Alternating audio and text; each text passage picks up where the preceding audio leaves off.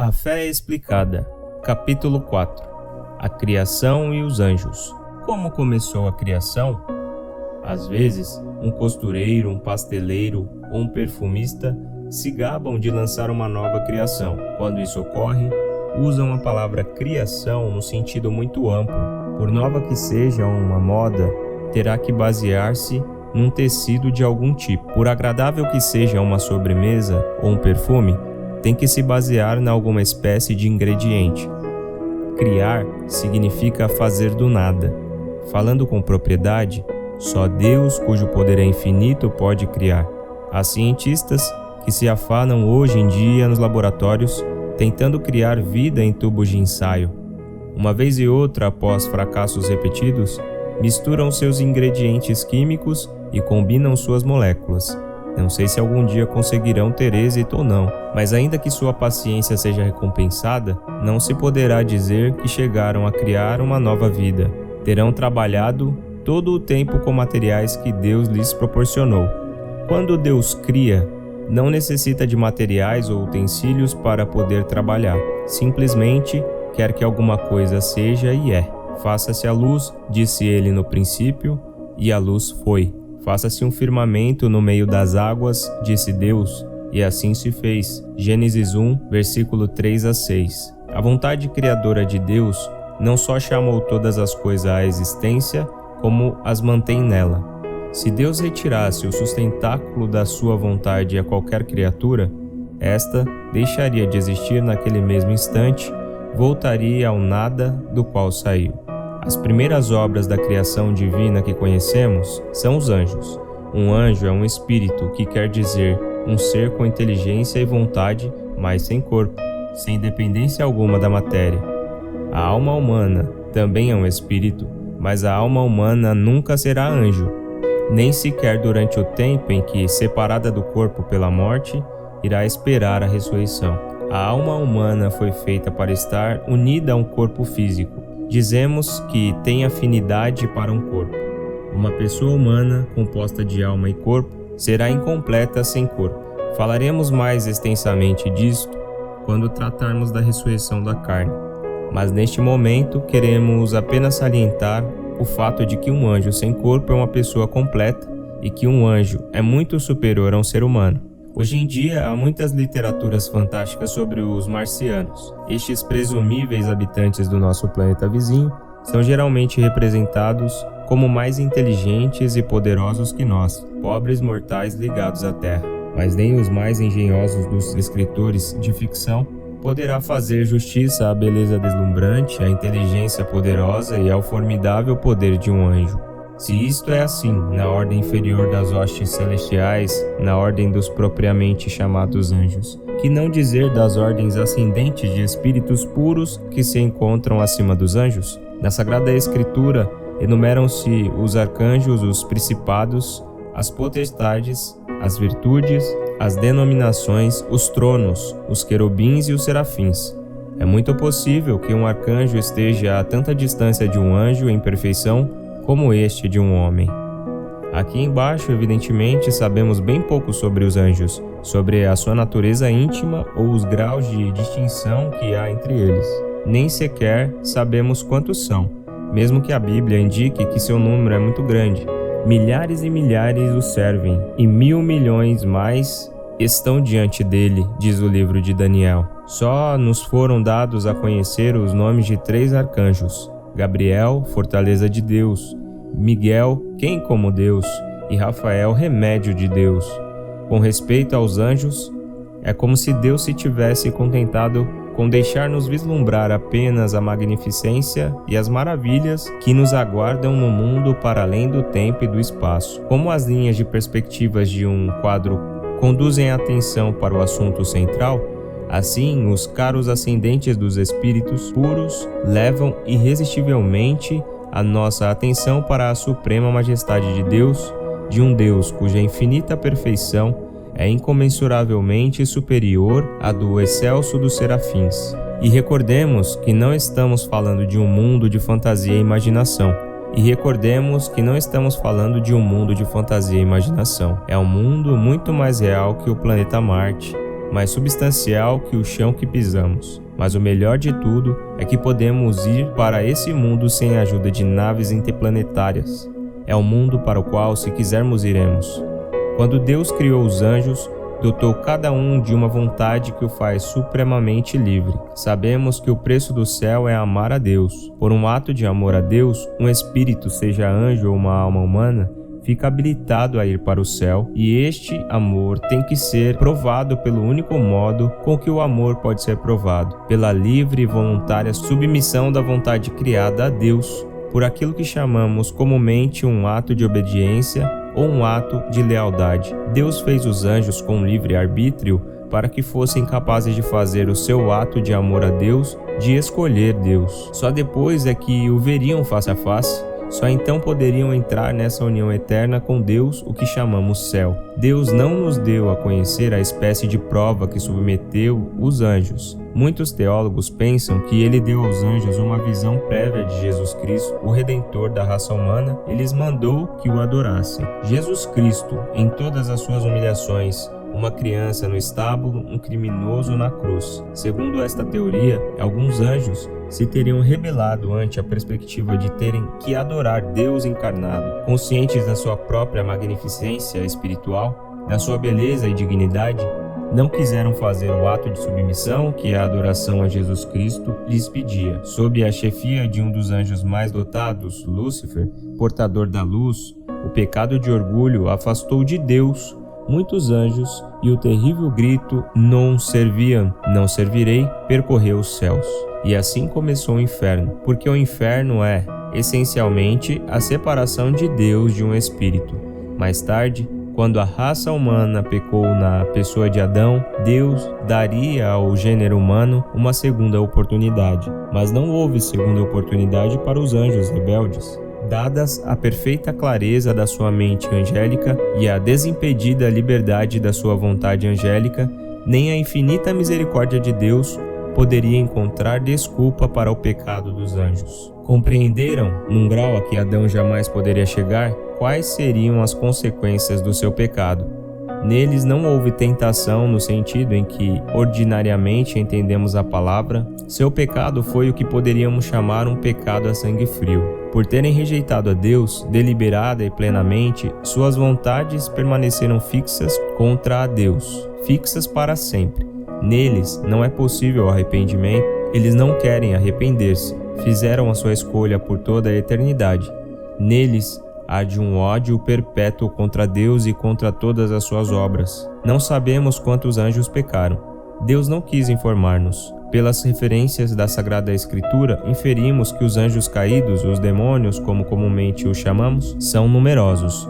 Mas o mais provável é que a maioria destes hostes celestiais tenha permanecido fiel a Deus, tenha feito ato de submissão a Deus e esteja com ele no céu. Frequentemente chama-se Satanás ao demônio. É uma palavra hebraica que significa adversário. Os diabos são os adversários, os inimigos dos homens. Em seu ódio inextinguível a Deus, é natural que odeiem também a sua criatura, o homem. Seu ódio tornasse ainda mais compreensível à luz da crença de que Deus criou os homens precisamente para substituir os anjos que pecaram, para preencher o vazio que deixariam com a sua deserção. Ao pecarem, os anjos rebeldes não perderam nenhum de seus dons naturais. O diabo possui uma acuidade intelectual e um poder sobre a natureza impróprios dos meros humanos. Toda a sua inteligência e todo o seu poder concentram-se agora em afastar do céu as almas a ele destinadas. Os esforços do diabo encaminham-se agora incansavelmente no sentido de arrastar o homem ao seu mesmo caminho de rebelião contra Deus. Em consequência, dizemos que os diabos nos tentam ao pecado. Não conhecemos o limite exato do seu poder. Ignoramos até que ponto podem influir sobre a natureza humana, até que ponto podem dirigir o curso normal dos acontecimentos para induzir-nos à tentação, para levar-nos ao ponto em que devemos decidir entre a vontade de Deus e a nossa vontade pessoal. Mas sabemos que o diabo nunca poderá forçar-nos a pecar. Não pode destruir a nossa liberdade de escolha. Não pode, por assim dizer, forçar-nos a um sim quando realmente queremos dizer não. Mas é um adversário a quem é muito saudável temer. O diabo é real? Alguém disse que o mais encarniçado dos pecadores dedica mais tempo a fazer coisas boas ou indiferentes do que coisas más. Em outras palavras, que sempre há algum bem, mesmo no pior dos homens. É isto que torna tão difícil compreender a real natureza dos demônios. Os anjos caídos são espíritos puros sem corpo, são absolutamente imateriais. Quando fixaram a sua vontade contra Deus em seu ato de rebelião, abraçaram o mal, que é a rejeição de Deus, com toda a sua natureza. Um demônio é 100% mal, 100% ódio, sem que se possa achar um mínimo resto de bem em parte alguma do seu ser. A inevitável e constante convivência da alma com estes espíritos, cuja maldade sem paliativos é uma força viva e ativa, não será o menor dos horrores do inferno. Nesta vida sentimos desgosto, mal-estar, quando encontramos alguém manifestamente depravado. Com dificuldade suportaremos pensar nisso, embora devamos fazê-lo de vez em quando. Nosso grande perigo aqui na Terra é esquecer que o diabo é uma força viva e atuante. Mais perigoso ainda é deixar-nos influir pela soberba intelectual dos incrédulos. Se nos dedicássemos a ler livros científicos e a escutar gente esperta que pontifica que o diabo é uma superstição medieval há muito superada, insensivelmente acabaríamos por pensar que se trata de uma figura retórica, de um símbolo abstrato do mal, sem substância real. Seria um erro fatal. Nada convém mais ao diabo do que esquecer-nos dele, ou não lhe prestarmos atenção e principalmente não acreditarmos nele. Um inimigo de cuja presença não suspeitamos, que pode atacar emboscado, é duplamente perigoso. As possibilidades de vitória de um inimigo aumentam em proporção à cegueira ou inadvertência da vítima. Ele deu aos anjos inteligência e poder de ordem superior, e não os revoga, nem mesmo no caso dos anjos rebeldes. Se um simples ser humano pode induzir-nos a pecar, se um companheiro pode dizer: "Vem cá, José, vamos sair de farra essa noite?" Se uma vizinha pode dizer: "Por que você não experimenta isso, Rosa? Você também tem o direito de descansar e de não ter mais filhos por algum tempo." O demônio pode mais ainda, colocando-nos perante tentações sutis e muito menos claras, mas não pode nos fazer pecar. Não há poder na terra ou no inferno que possa fazer-nos pecar. Sempre temos o nosso livre-arbítrio. Sempre nos fica a nossa capacidade de escolher, e essa decisão ninguém a pode impor-nos. José pode dizer não ao companheiro que lhe propôs a noite de farra, Rosa pode dizer não à vizinha que lhe recomendou o anticoncepcional. E todas as tentações que o diabo possa apresentar-nos no nosso caminho, por mais fortes que sejam, podem ser repelidas com a mesma firmeza. Não há pecado a não ser que, e até que a nossa vontade se afaste de Deus e escolha um bem inferior em seu lugar. Ninguém jamais poderá dizer de verdade: "Pequei porque não pude evitá-lo." É evidente que nem todas as tentações vêm do diabo. Muitas vezes vêm do mundo que nos rodeia, inclusive de amigos e conhecidos, como o exemplo anterior. Outras procedem de forças interiores profundamente arraigadas em nós, a que chamamos paixões, forças imperfeitamente controladas e com frequências rebeldes que são o resultado do pecado original. Mas seja qual for a origem da tentação, sabemos que, se quisermos, podemos dominá-la. Deus não pede a ninguém o impossível. Ele não nos pediria amor constante e lealdade absoluta se não fosse impossível dá-los. Então, devemos angustiar-nos ou assustar-nos porque virão tentações? Não, é precisamente vencendo a tentação que adquirimos mérito diante de Deus. Pelas tentações encontradas e vencidas, crescemos em santidade. Teria pouco mérito sermos bons se fosse fácil. Os grandes santos não foram homens e mulheres sem tentações. Na maioria dos casos, sofreram tentações terríveis e, vencendo-as, santificaram-se. É claro que não podemos vencer essas batalhas sozinhos. Temos de ter o auxílio de Deus para reforçar a nossa vontade enfraquecida. Sem mim nada podeis fazer, diz-nos o Senhor. Seu auxílio, sua graça está à nossa disposição em abundância ilimitada, se a desejarmos, se a procurarmos. A confissão frequente, a comunhão e a oração habituais, especialmente a hora da tentação, torna-nos imunes à tentação, se fizermos o que está ao nosso alcance. Não temos o direito de esperar que Deus faça tudo. Se não evitarmos os perigos desnecessários, se na medida em que pudermos não evitarmos as circunstâncias, as pessoas, lugares ou coisas que possam induzir-nos à tentação, não estaremos cumprindo com a nossa parte. Se andarmos buscando o perigo, ataremos a mão de Deus. Afogaremos a graça na sua própria fonte. Às vezes, dizemos de uma pessoa cujas ações são especialmente maldosas, deve estar possuída pelo diabo. A maioria das vezes, quando qualificamos alguém de possesso, não queremos ser literais, simplesmente indicamos um grau anormal de maldade. Mas a possessão diabólica existe real e literalmente. Como mencionamos antes, desconhecemos a extensão total dos poderes do diabo sobre o universo criado, no qual se incluiu a humanidade. Sabemos que nada pode existir sem que Deus o permita, mas também sabemos que Deus, ao realizar seus planos para a criação, não tira normalmente nem os anjos nem os homens nenhum dos poderes que concebeu originalmente. Em qualquer caso, tanto a Bíblia como a história, além da contínua experiência da Igreja, mostram com clareza meridiana que a possessão diabólica existe, ou seja, que o diabo penetra no corpo de uma pessoa e controla as suas atividades físicas, sua palavra, seus movimentos, suas ações, mas o diabo não pode controlar a alma. A liberdade da alma humana permanece inviolável e nem todos os demônios do inferno juntos podem forçá-la. Na possessão diabólica, a pessoa perde o controle de suas ações físicas que passam para um poder mais forte, o do diabo. O que o corpo faz, é o diabo que o faz, não a pessoa. O diabo pode exercer um outro tipo de influência, é a obsessão diabólica. Nela, mais que do interior da pessoa, o diabo ataca de fora. Pode agarrar um homem e derrubá-lo. Pode tirá-lo da cama, atormentá-lo com ruídos horríveis e ter outras manifestações. São João Batista Vianney, o amado cura d'Ars, teve que sofrer muito por essa espécie de influência diabólica.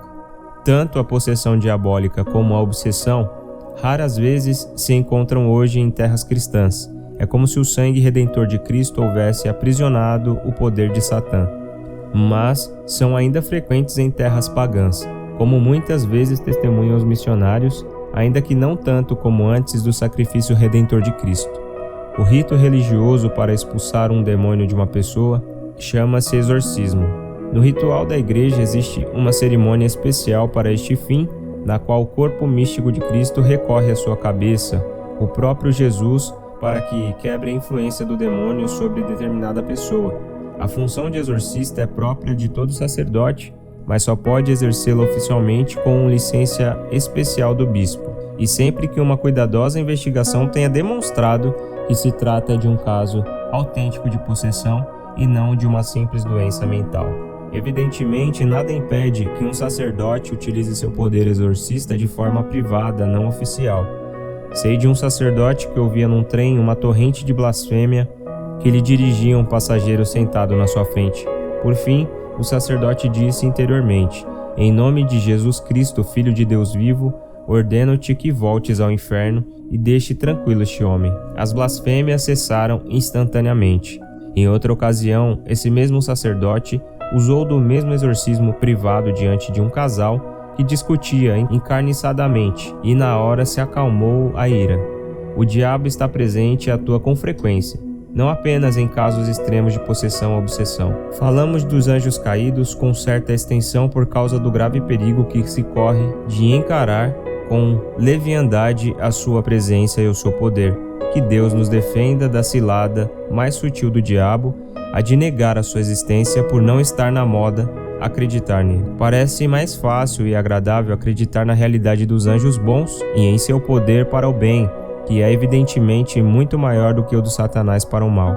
Os anjos que permaneceram fiéis a Deus estão com ele no céu, em amor e adoração perpétuos. O que Deus o queira será também o nosso destino. Sua vontade é agora de Deus. Os anjos, como Nossa Mãe Santa Maria e os santos, estão intensamente interessados no nosso bem e em ver-nos no céu. Intercedem por nós e utilizam o poder angélico, cuja extensão também desconhecemos, para ajudar aqueles que querem aceitar a sua ajuda. Que os anjos nos ajudam é matéria de fé. Se não cremos nisso, também não cremos na Santa Igreja e nas Sagradas Escrituras. Que cada um tem um anjo da guarda pessoal não é matéria de fé, mas crença comumente aceita por todos os católicos. E assim como honramos a Deus com a nossa devoção aos seus amigos e aos seus heróis, os santos, cometeríamos um grande erro se não honrássemos e invocássemos as suas primeiras obras mestras, os anjos, que povoam o céu e protegem a terra.